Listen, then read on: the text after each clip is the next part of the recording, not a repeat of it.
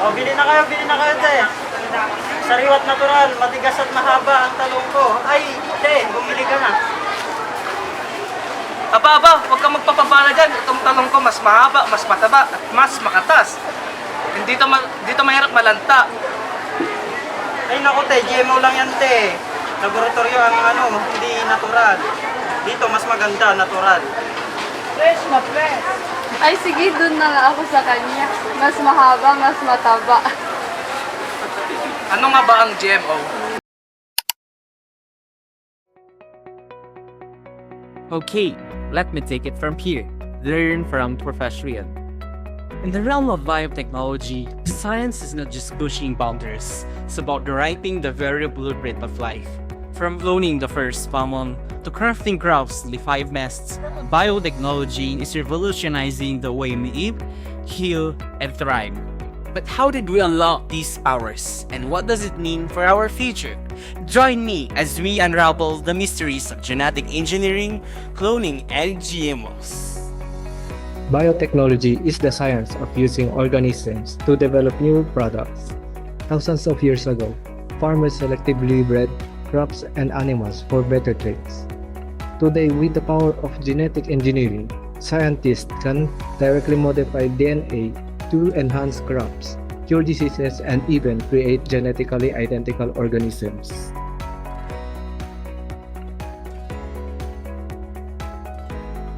One of the key breakthroughs in biotechnology is gene splicing, where scientists cut and recombine DNA to introduce new traits into an organism.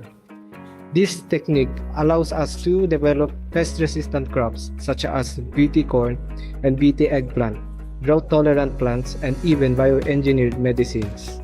But gene splicing is not the only way scientists manipulate life. Cloning takes in them further, creating exogenous copies of organisms.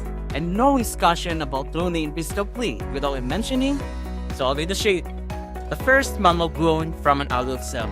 But how does this groundbreaking be accomplished? Let's take a closer look. In 1996, the sheep made history as the first successfully cloned mammal. But why did scientists clone her in the first place? The goal was to prove that fully developed cells could be used to create an entirely new organism.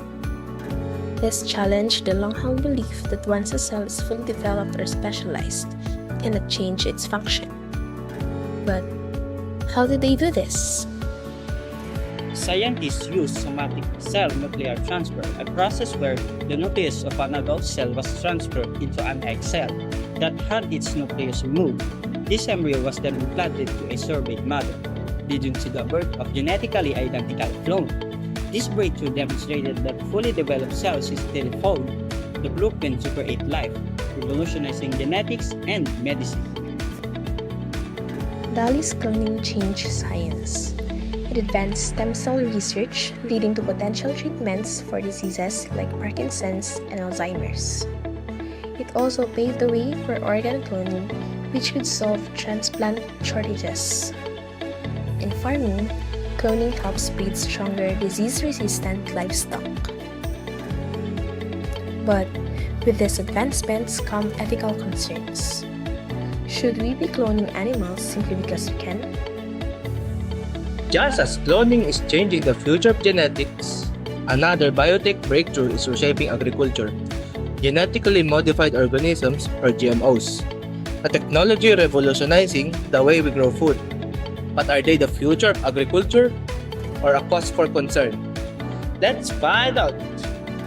Genetically modified organisms or GMOs are plants, animals, or microorganisms whose DNA has been altered to exhibit desirable traits.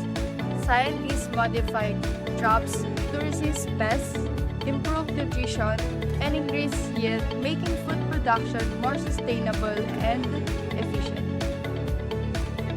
In the Philippines, we have golden rice, bioengineered with vitamin A to combat deficiency. We also have BT corn that naturally fights pests, reducing pesticide use, and BT eggplant to prevent crops losses. Beyond the Philippines, scientists have even created a non-browning banana, helping reduce food waste. GMO salmon, the first genetically modified animal approved for human consumption, grow twice as fast as wild salmon, making fish farming more sustainable. Meanwhile, GMO soybeans and canola dominates global markets, provide key ingredients for cooking oil and animal feed. GMOs are everywhere, even in the products we may not expect. GMO sugar beets contribute to the most of the sugar supply, and GMO potatoes resist bruising, reducing food waste in fast food industry. Despite their benefits, GMOs remain controversial. Some worry about long-term health effects, biodiversity loss, and corporate control over seeds. On the other hand, GMOs have helped small farmers increase yield and reduce losses.